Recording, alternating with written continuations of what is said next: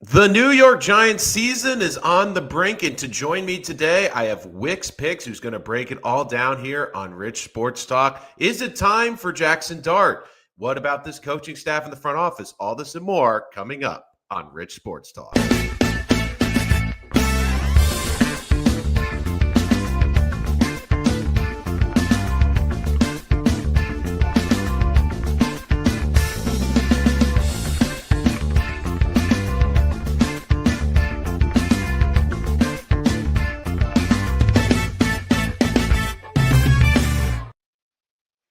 And joining us, it is Wick's Picks, big-time Giant fan, long-time friend. Go check out his work on his podcast. The link is below. And Craig, it is not the start we wanted for New York sports. A giant O in the win column for all New York football. Before we begin the show, how are you feeling tonight? And what are your initial thoughts after the Sunday night performance? Is it bad to say I'm not surprised? They struggled out of the gate big time, against Washington, couldn't capitalize in big situations, and just overall, they should have won one in Dallas. They didn't end up doing that. And you go into Sunday night primetime game, and I know they're bad during primetime games, and they just didn't show up. It looked like a completely different team from the week before. They couldn't move the ball down the field. The quarterback is incompetent to make a pass to one of the best receivers in the league. And I mean, it was just a shit show all around. It was horrible to watch. And to say I'm not surprised, like I'm just kind of like numb to losing at this point. Right. And for me, we'll talk about some of the personnel decisions. We'll talk about the players in some particular, but there were some instances in the game last night that to me really stuck out. And there were three situations that I felt really were a microcosm of the Giants season. And if you could think of another moment that I forgot, let me know. But I'll go through these three quickly and you can let me know what you thought of those and if I'm missing anything.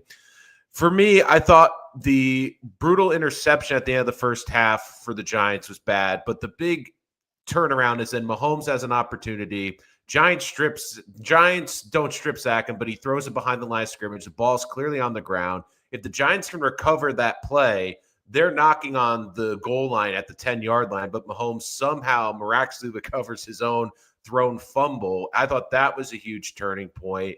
One thing that really stuck out to me and that really bothered me was late in the third quarter, Giants punting when they have a 4th down and 3 in Chiefs territory. It's a 2-possession game at this point. Mahomes just went down the field on you, and they decide to punt there with 20 minutes to go. And then finally, the final red zone drive, 3 minutes left in the game. Wilson has 4 cracks in the end zone, but 2 of the balls he basically airmails, like just throws away, doesn't want anything to do. But at that point in the game, if you throw an interception, the game's over. The Giants don't score. You have 4 opportunities, and 2 of those opportunities, they basically punted. They threw it out of the end zone, and I'm saying, look, force a ball in there. Maybe you get a pass interference or something, but there were certain moments last night that just watch as a football fan, especially a Giant fan, that you're just pulling your hair out and it gives you a migraine. What were your thoughts on those moments, and is there one that I'm missing in particular? I really don't think so. Mm-hmm. Maybe one on defense. Thornton caught the ball down at like the 1 yard line. It should have maybe been a touchdown, depending on where he landed, but the ball came loose. And then Mahomes went back to him, literally looked like the same play, like one Mm-hmm. or two plays later, and he caught it for a touchdown. I thought that was a little bit of a dagger there because you stopped him there. You got lucky because he dropped it and you couldn't capitalize off that. I'm not really blaming the defense on that, but I mean, you got to be better just overall. But talking about that red zone play with Russ hitting it off the goalpost, like, what are we doing? Like, I don't know. I just sit there and I'm like, try, like Yeah. try to get the ball to a receiver. you're a veteran quarterback. I don't care what play is coming into the huddle. If you think it's not good enough, audible, call something out. You're not a rookie. Yeah. Even though he looked like a rookie in a bunch of spots, because you're checking down like 3 times and then you're throwing a dump off to Scadaboo for like 10 yards or whatever. I'm not complaining with that, but like take a shot. You took a shot last week. It was against a depleted secondary for the Cowboys, and you had your best career game on paper ever. This week, he was just playing scared. He couldn't make the big play when they needed it. And don't get me wrong, you got to tip your cap to Spagnola. He's a great defensive Right. coordinator. He throws a bunch of different looks at you. But at the end of the day, you're a seasoned veteran quarterback. You've won Super Bowls. You've made deep runs into the playoffs. You should know better. You Mhm. gotta just be better overall. And if he can't, it's time to move on to the rookie. And again, super chat to jump to the front of the line. We'll get to your questions in a little bit throughout the show, so make sure you type them in the chat. We will get to them. And I think you bring up a good point, and I want to piggyback into this. Do I think the offensive line played great last night? No, but I think that's something we've come to expect. The thing that really concerned me last night was something that Joe Shane and Brian Dable did. Because if this happens once on your watch, okay, I get it. But the fact that they went into that game without a kicker is blasphemous. And this isn't the first time that this has happened. If you are that GM and you know the kicker gets hurt all the time, replace him in the offseason or at least have somewhat of a backup plan. Because you brought up a great point with Spagnola. He is a great defensive coordinator. You don't think that that impacted the way he called plays last night when it was revealed that the Giants weren't going to have a kicker? They knew that the Giants had to be more aggressive. They knew the Giants had to go for it in shorter situations. And the one play call that also kind of irked me a little bit too is the Giants score. Scadaboo does the backflip, pounds it into the end zone. I'm thinking, okay, do that again. Go for two. You have a There's life. rolling ball of a running back. Yeah, go for it. You don't have a kicker. You're trying. I'd rather you go with your hot players or go with your best players than try to kick an extra point with the punter. And of course, it hit the guy in the back of the head because he's the punter, not the kicker. I don't know. I think that to me, if I'm a Giants fan, drives me mad that not only how many times again has this happened? I know this happened in the Washington game with Gano. It feels like this Yeah, has just happened once. 3 or 4 times almost. If he gets hurt in the game, that's one thing. But going into the game without a kicker, it's like, okay, we have a tough task going against an aggressive 0-2 defensive coordinator. Now we just play in their hand even more. Yeah, I think it's time you got to part ways with him. He clearly can't hold up for a full season. This is 2 years in a row now. He clearly can't hold up for the season. So I think the best option out there, bring in young Go Who Koo from Atlanta. Give him a Yeah. tryout. He's young. He could kick. He's had the yips a little bit recently, so bring him in, figure it out, and go with him. You need a guy who could kick a 50 plus yarder, and he could do it. He's shown you in the past, what, 2, 3 seasons, he can make those kicks. It's just when the game's on the line, he kind of chokes recently, and hence why they cut him. But I just think overall it's time to move on from him. But Mhm. I tell myself this every year, think about how many kickers there are in college football. How Yeah. one or two get drafted and maybe half a dozen get signed to a practice squad. There's got to be guys out there that can kick 60 plus yarders like Aubrey can for the Cowboys. Like, why aren't more people going out and trying to find like retired soccer players or something? Like, it doesn't even have to be a college kicker. Just go out and do some scouting and shit, go to a college campus and be like, hey, do you want to make $1 million to be our kicker? It doesn't even have to be a lot. These guys would probably love the opportunity because they have the leg to do it. They have the leg muscles developed from playing soccer their whole life. It's just I think they need to start thinking outside the box here a little bit. They always wait too long to cut guys or move on to a new quarterback and all this stuff. You got to stop giving these people too many chances. Just cut bait. Yeah. Well, the other thing too is like, did they? You probably know this better than I do. Did they try out anyone in the preseason? Like, did they have anyone? Or was it just Graham Gano's job throughout the preseason? Just Graham's job, basically. Yeah. Last year, I think it was towards the end of last season, they had a kid on the practice squad they elevated. I think his last name is like McElhenney. Hmm. Um, he's an Irish kid. He was pretty solid. I think he was playing during the Colts game last year at the end of the season that they won.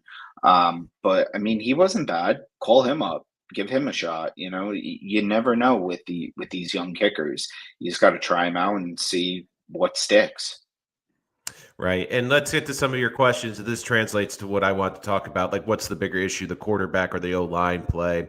Kuwait, if this starts with the protection front, look at Temple of Dimes at Indy. Their O-line is stout. And again, I think you're seeing a difference with Daniel Jones with that offensive line. But, I mean, look, I put a lot of this on Shane a bit because Andrew Thomas, again, I think Andrew Thomas is basically a tease right now for this organization. Like, if I am being honest with myself, you have to start looking at life without Andrew Thomas because we know how great of a player he is. Problem is he's never on the field. And last night, started the game, was taken out. I thought Embu, who they drafted, has filled in nice at left tackle. But it's clear that, again, Absolutely. this line is thin. Evan Neal isn't even on the field. I mean, you've used a first-round pick on him. To me, this is one of the reservations I have of just saying, oh, just put Jaxson Dart in there. I don't love this offensive line. I think they're settling a little bit. You saw it a bit in Dallas when Membu came in later in the game. I also have a hot take for you later, which I know you're going to enjoy. But what do you put this on? Again, I know Russ has not played well, but you saw against Dallas when he was getting protection, he was able to really work against the defense. And in some cases, like I said earlier, you knew they couldn't kick field goals last night. They knew that basically the Giants had to be aggressive and go for long plays, which played in Spagnola's hand. So how much of this do you put on Russell and how much do you put on the offensive line? I'd probably put 60 O-line, 40 on Russell Wilson. I'm kind of flipped. I Okay. really am. Mainly because I Nice fair. think, yeah, I think if you look at the one play last night that Dart was in there, and I think he threw a check down pass to Scadaboo, but just how he moved in the pocket, he hiked it, he looked forward downfield, and then he moved to his left or his right, and he threw it like almost like a screen. Um, just the way he moves in the pocket and his Mm-hmm. processing, I it just looks night and day to Russ. Russ is a outside of the numbers kind of guy. He doesn't want to go over the middle like at all, which I think takes a lot away from your game. You look at the big plays against Dallas. Malik Neighbors up the sideline, Wandell outside of the hash marks for that Mm-hmm. touchdown. Same with Neighbors in the double coverage outside of the hash marks or right on it. He won't throw over the middle. So if a defensive coordinator knows this, all you have to do is just lock up the outside of the field and you're good. Mm-hmm. You gotta keep the DCs guessing, and I think having Dart in there will open things up by running the RPO. They tried it with Russ last night. It looked like a design run for him, and it was Mm-hmm. horrible. It was just like really sloppy.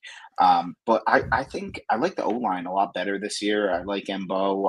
I Thomas. He only got 25 snaps last night. They going into the game, they said he was only going to do 25 snaps. So I wasn't surprised about that. Um, but you got to throw Neal into the mix a little bit here. I don't know why. I don't even think I saw Harrison on the field last night, so I wouldn't be surprised if you're not going to see a lot of that after that shit that went on in Dallas. Yeah. But it, just overall, I think it's more on the quarterback right now because he has time to throw. The O line is producing better this season than they did last year, in my opinion. And Illuminor is great up front. Big fan of him. Right. They're not bad. I would say they're average, maybe slightly below average, where last year I thought they were abysmal. So, well, I'll get to when you think Jaxson Dart should be inserted, but I also want to talk about this. And I don't think Brian Dable is doing himself any favors with this NASCAR package that they're running with Jaxson Dart. because you saw it last night. The fans were chanting for Jaxson Dart. And personally, I think, and I agree with what the staff is doing. I don't think they're going to put him until he's ready. But if you keep teasing a fan base, if you keep putting that piece of meat out there in front of the fan base and they're going, ooh, like, is this going to be the change? And then Russell comes back. I think it disrupts the flow of the offense, but it's putting, Jaxson Dart more out into the stratosphere that you're ready to play him. And I think it's a bad idea. And I know this from experience. The best example is Tim Tebow. When the Jets got Tim Tebow and he'd come into the game, they go nuts. And the problem was anytime Mark Sanchez didn't play well, go to Tebow, go to Tebow, go to Tebow. Like, one of my biggest things too that I think hurt the Giants, and you can tell me what your thoughts on this, I thought it should have been Jameis Winston as the backup to start the season, because then you would have downplayed the story of, Jaxson Dart's that close to playing. When you put him above Jameis, and I think it could have been really easy for Dable. I really love what Jaxson showed me in the preseason. He's really developing incredibly well. However, we feel to start the season, we want the guys with the NFL experience. Russ is our starter, and again, he declared it's going to be the starter today in his press conference. But Jameis has shown in the league that he can be a valuable player and that he can come in and make an impact off the bench. That could have, I think, absolved a lot of the issues that you're going to see, because now when you put Jaxson number 2, it's all of a sudden like, hey, when are we going to see him? Because we're 0-3. We need something to hold on to for this season. So I think about the whole quarterback controversy, I saw bits and pieces of Daboll's presser today, and from what the reporters were saying, he's leaving the door open for options. Now, it'd be a lot different if we're going into week 4 at 1-3 or 1-2, sorry. But we're 0-3, and honestly, the Chargers are a better team, in my opinion, than the Kansas City Chiefs. I think that game is that game right there is going to be like the Minnesota opener last year at MetLife. Mm-hmm. It's going to be horrible. But I think ideally, looking at the schedule even before the season, the New Orleans game is the game that he needs to start. Mm-hmm. It's going to be like playing a preseason game all over again. And then it gives him a week to get ready for Philly. I know it's a short week too, because the Philly game is on a Thursday, but still, throw him in there against Philly. It might ignite the team a little bit. And Thursday night primetime game, what better stage to have your first home start for Dart. But I think if there's any kind of performance like there was last night, next Sunday at 1:00 against the Chargers, I think you're going to see Dart in New Orleans make his first career start. Super chats, jump to the front of the line. If you want to make a donation to the channel, check out Wick's Picks. His Spotify channel with some great fantasy advice and game picks is available in the description on the channel. And also check out our podcast whenever available. If you have any questions, drop them in the chat and we will get to them. And I agree with you. Looking at the schedule, I think there's 2 dates. The Saints one drops out, and maybe because they are a bad team. I am a bit concerned, though, with that short Eagles game, because primetime is a different animal, and you don't want to get exposed in primetime. And again, I go back to the Jets for a little bit. Like when the Sam Darnold seeing ghost game happened, that to me really hurt his confidence, because it became a meme. It became huge on social media. If they don't feel comfortable with him going against the Eagles on a short week, which they might, I have another possible drop-in point, and that is the Broncos, because I know it's on the road, and I know you have the Eagles afterward, but you have a full week to the Eagles. You start on the road as a rookie, and again, you'd be starting on the road with the Saints. In a weird way, I think sometimes starting on the road might be better than being in front of your home fans, and if it doesn't go well, it could go sideways.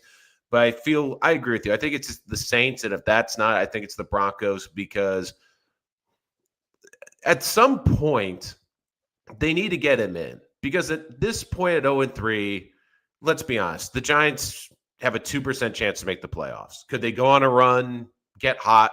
It's always possible. But maybe with this schedule, the big thing now is Brian Dable and Joe Shane have to show Mara that they know what they're doing and that they know how to develop the quarterback, because that is really right now the last line to saving their jobs. Because you can't tell me that after 3 weeks, Mara, who last year after the season said, I better be a lot happier at the end of next season, is looking around the league and seeing Daniel Jones starting 3-0, seeing that, his team's once again 0-3, seeing that the quarterback that they invested in, Russell Wilson, isn't producing the way that they imagined. And look, that was a 1-year contract. We understood that for Wilson.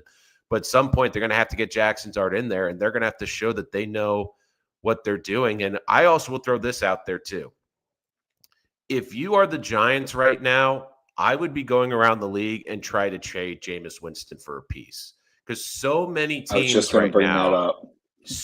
but so many teams right now, Cincinnati look like a disaster. So many teams have so many quarterback injuries that, to me, Jameis Winston, and I'm not saying get draft capital, because if you're this regime, you might not be here to make the picks. But if there's a team where you can go and add a potential offensive lineman, which I know is difficult, or another piece to this defense, or another tight end, or a tight end that's maybe underproducing, but you feel you can get him going in the scheme, that to me is something you have to do to improve this ball club and get pieces around Jaxson Dart for this home stretch. Agreed. And I think the offensive lineman would be the biggest piece, just any type of swing lineman, doesn't matter. But I'd be on the phone with the Bengals right now, trying to make that happen. Granted, their O-line is like Swiss cheese. That's why Burrow's hurt all the time. But yeah, I mean, it's just mind-boggling, just year after year, the same thing over and over. You see it in preseason, though. They played well in preseason. They look competent in preseason. Like, where's a guy like Jalen Hyatt? I don't even think he's seen a snap yet on the year. Yeah. Why? Like, you're running out there with Slayton, Neighbors, and Wandell. Sometimes Scadboo will line up like in the slot or on the outside in big formations. Where's a guy like Hyatt? Where's a guy like Bo Collins that you drafted this past year? He was an undrafted free agent, maybe. Like, give him a shot. I think Bo Collins' potential is unbelievable. He looked great at Notre Dame. It's just overall, I feel like they're way too one-dimensional. Like, you're 0-3. Get other guys in there. See who can make impacts. You need guys in there that can make impacts. Well, this was my concern coming into this season for the Giants, and I understood that there was hype, but sometimes I feel like with coaches, I feel like some coaches feel like they can get more out of the players than the players actually can have. And I remember people saying, oh, it's going to be so many. But when you came to the season, you had 10 of the 11 were the same players except for the quarterback who Pitts moved off on. So I was very intrigued by that. And even the draft, like I look back at the draft, and the 2 of the top 3 picks were on defense. I mean, Scadaboo looks like a nice pick in the 4th round. Mbu looks like a nice pick in the 5th round. But, I mean, I don't think they did enough for this offense. And I have a pretty high – you're not ready for it, or you are ready for it? I'm ready for it. You're like, okay. If you could go back in time to the NFL draft, I think that the Giants would have been better off trading out from the Abdul Carter pick, not selecting him, trading back a couple of spots, and using those pieces to get either like a Tyler Warren tight end, draft one of the offensive linemen early in this draft, and basically have an additional piece, hopefully in the 1st or 2nd or early 2nd round, to add offensive pieces around Jaxson Dart. Because and again, I think Abdul Carter was a blue chip prospect. I think he's going to be an unbelievable player in the National Football League. But for the Giants and this regime to be successful and continue to be here, they needed to fix this offense, because I didn't think the defense was the biggest issue. But instead, they got a generational defensive player at a position where they already had depth, and they didn't elevate this offense to where it can be successful. Your thoughts? See, I think tight end is interesting because I think they do have a lot of potential with Theo Johnson. He's a big Mhm. body, he struggled with receiving the ball on in week one, but last week against Dallas, he made some nice catches down the middle. I don't have a problem at all with him. I think he has a lot of potential. Uh, I'm kind of interested how they use Bellinger still because Bellinger is a good receiving tight end. It's just I feel like they don't have enough plays drawn up for their tight end core. They rely way too much on their wide receivers, Mhm. and I think I'm a big firm believer of you got to spread the ball around. You got to keep the defense guessing. But overall, I'm happy that they went with Carter. I still think they have a really good front on defense there. They've been moving Carter to outside linebacker a little bit. I know they push Burns back there sometimes as well. Um, I don't have an issue with it. I know Dex is apparently not too happy right now, so I'm Mhm. curious to see how that unfolds within the next couple weeks. I really wouldn't like seeing him being moved at all, but yeah, that would be the last thing I'd want to see. Yeah, it's bad when we're already thinking of trade scenarios. I've already gone through a couple of different ones in my head for the Giants and the Jets. But I will say this though: the one thing that surprised me with the Carter pick was this was how I at the end of night one. This was my reaction. Great pick, great to go up and get your quarterback in Jaxson Dart. I was saying, okay, at some point on day two, I'm going to hear that the Giants have traded Kayvon Thibodeau for a pick, like in day two of the Yeah, draft. Like that's what I was expecting because in my head, I'm like, okay, you're paying Brian Burns. You're eventually going to have to give the kid you just drafted in 4 or 5 years a massive edge contract. You're not going to give 3 edge contracts out for a team. You're lucky to get 2, let alone 1. no. And when Tibbs will probably get Kayvon, traded at deadline. yeah, I think though the problem with the trade at the here's the thing I would argue kind of against though, and this is what I worry about for the Giants because again, I've seen this before on the other side with the Jets. Last year, I think is a great example. The Jets were not going anywhere. It was abundantly clear they weren't going anywhere. But yet, they were a desperate team trying to desperately keep people employed. So they made the move for Devontae Adams. They traded a premium third round pick from the upcoming draft that was coming up to get a player for a Hail Mary. My biggest worry for the Giants is if you're Joe Shane and Brian Dable, you're not playing for next year. You're not hoping to get draft picks. If you're 2-5 at the deadline, you need to not make the playoffs, but you need to have a winning second half so you can go to John Marr and say, look, we're going in the right direction. We have the quarterback going in the right direction. We have him developing. We're ready to take that next step next year because we took our lumps this year. Like that's how you have to do it. And maybe it's Thibodeau for a piece to help this young quarterback. I could easily see that.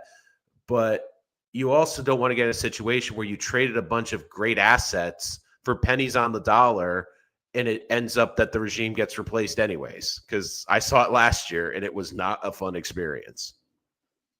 Yeah, yeah.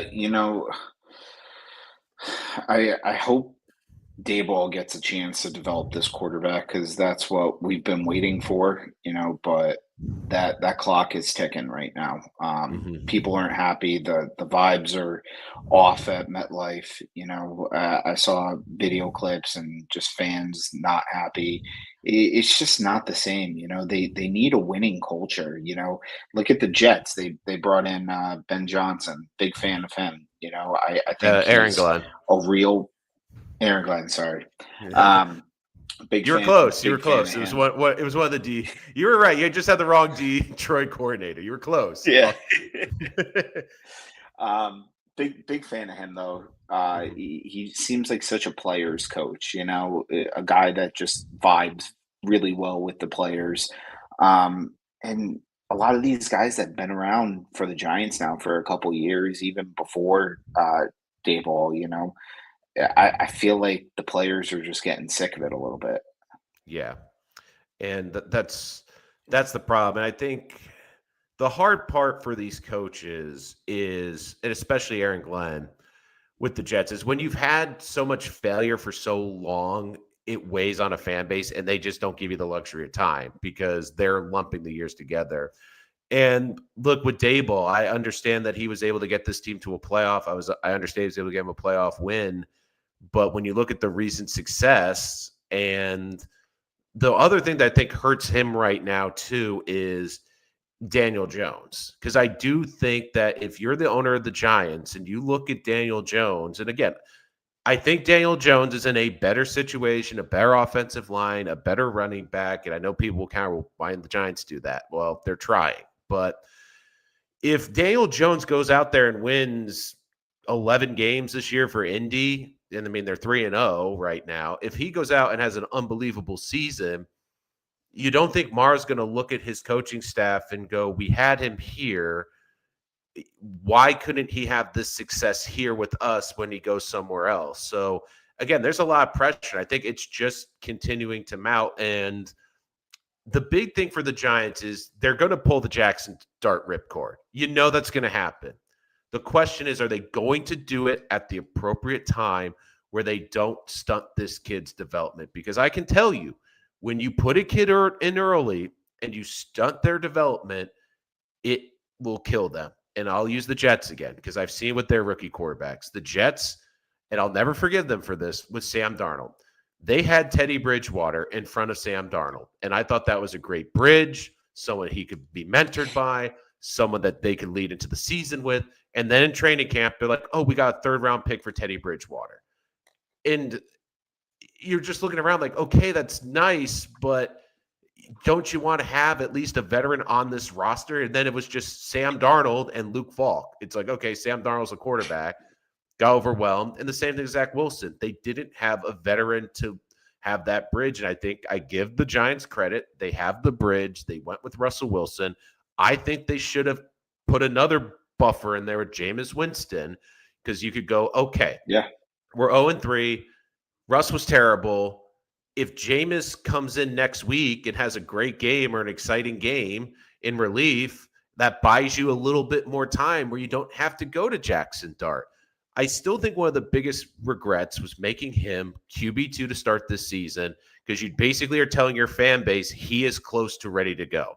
Whether you mean it or not, that is the signal you are sending to Giants fans. Hey, we not only think he is closer to the field than Jameis Winston, who's been a successful quarterback. Again, not a highly successful, but he's had success in this league. He's shown the ability he can come in and play in spots.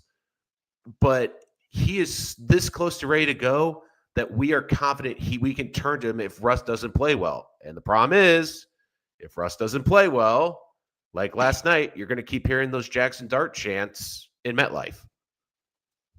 Yeah, no, it's just going to keep getting louder. That's the thing. It's just going to keep getting louder, and the Giants fans just want to see change. We want to see progression because right now we're just flatlining. Like we need to see progression upwards. It's just been so mediocre the past couple seasons, and there has been bright spots. There has been great games and stuff, and I think a lot is falling on the DC right now. You saw it in the Cowboys game, and I'd be shocked if he lasts the whole season. That's just my personal take on it. I'm not happy with how he calls games, and just overall, I think there's better DCs out there. Like you saw Wink Martindale when he was the DC for them. He called a great game. He mixed it up. He threw in different looks. And right now, I just feel like those looks aren't there. You have guys playing prevent coverage in a key spot in a game against Dallas like that, just stupid plays overall. But I mean, when you think about it, there is one DC out there who would be great to add, and his name is Bill Belichick. Okay. I'll get into the Bill Belichick in a second because I want to. I'm I glad love you mentioned that. that. So I will go off on that. But I do have a good question for you. What DC will get fired first, the Giants DC or the Jets? Because Wilkes has also Giants. been absolute. They've both been brutal. I think Wilkes will make it through the year, but I think he's Ugh, gone at the end of this year. But it just frustrates me because it feels like both of these DCs you have to use the ingredients you're provided, and it feels like they're just throwing the players in the scheme and just saying, okay, well, my defense will make it work. Well, that's not how it works. When look at the strength of the Giants, they seem to play away from it, and I agree with you, some of the calls out there are not smart. And the big thing too, like last night, like I'm sorry, but the big play that ended in the pass interference, and again, that was it was an underthrown ball. That shouldn't have been. I hate that they're rewarding that, number one.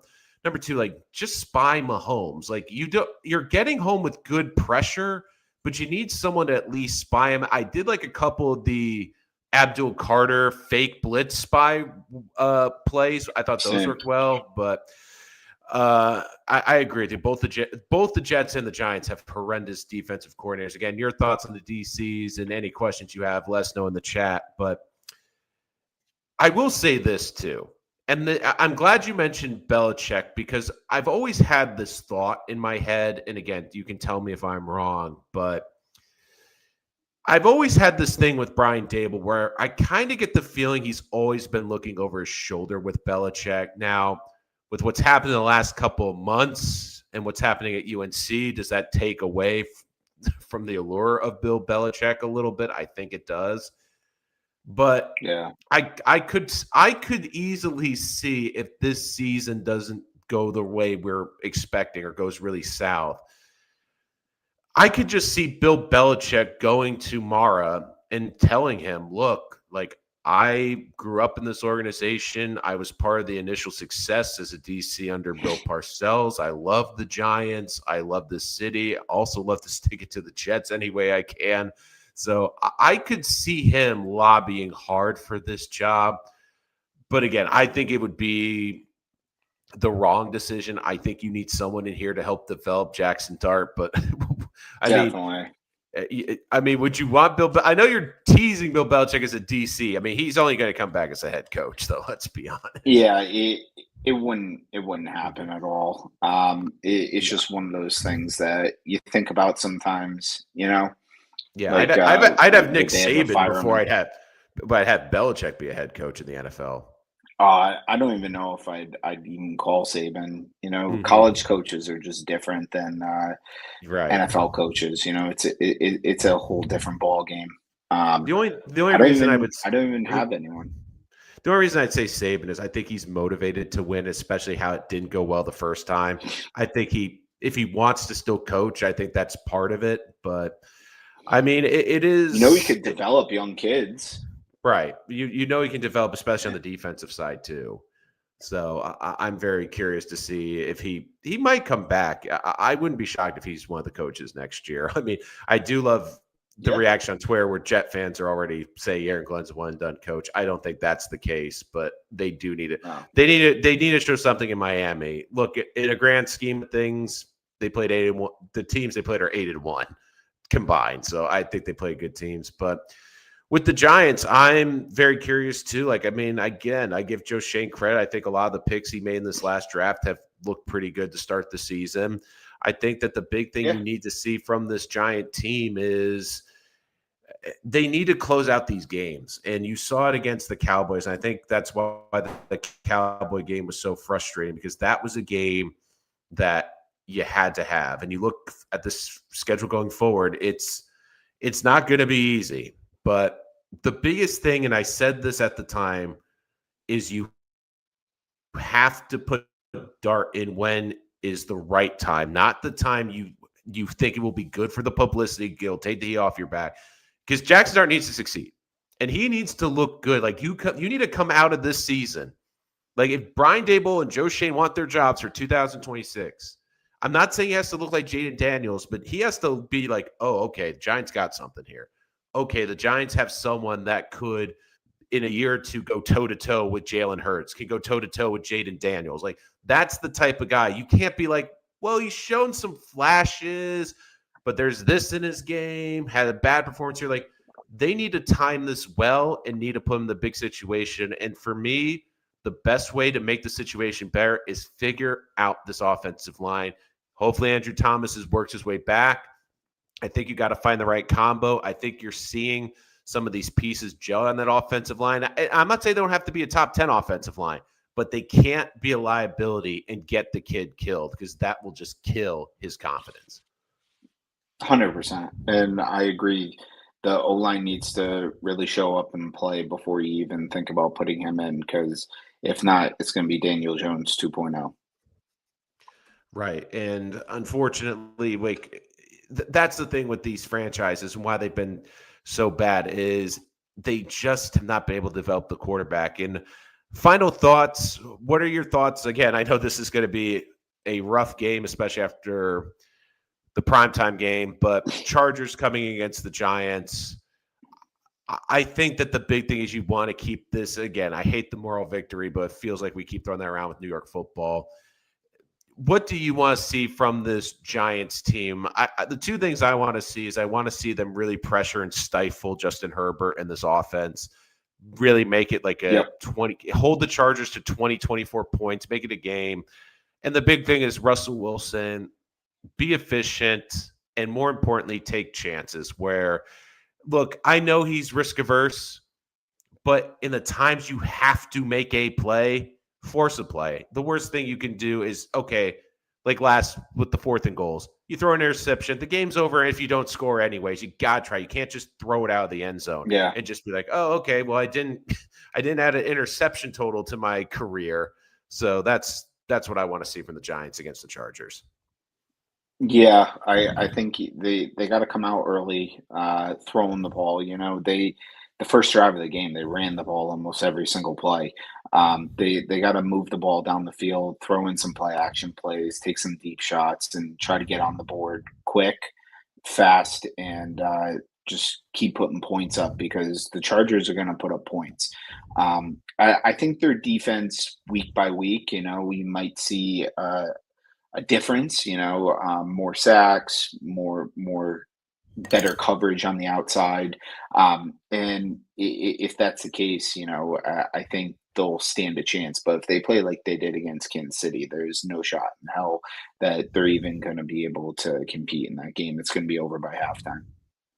Well, we are officially on Dart Watch right now. Day number 1, the door is left open, and we will have Wick's Picks back for more great Giants content throughout the season, especially when Action Jaxson Dart is finally darting it on the fields. Thank you, everyone, for joining us. Check out Wick's Picks. His link to his podcast, wherever podcasts are available in the description below. But thank you, everyone, for joining us on this episode of Rich Sports Talk. We will see you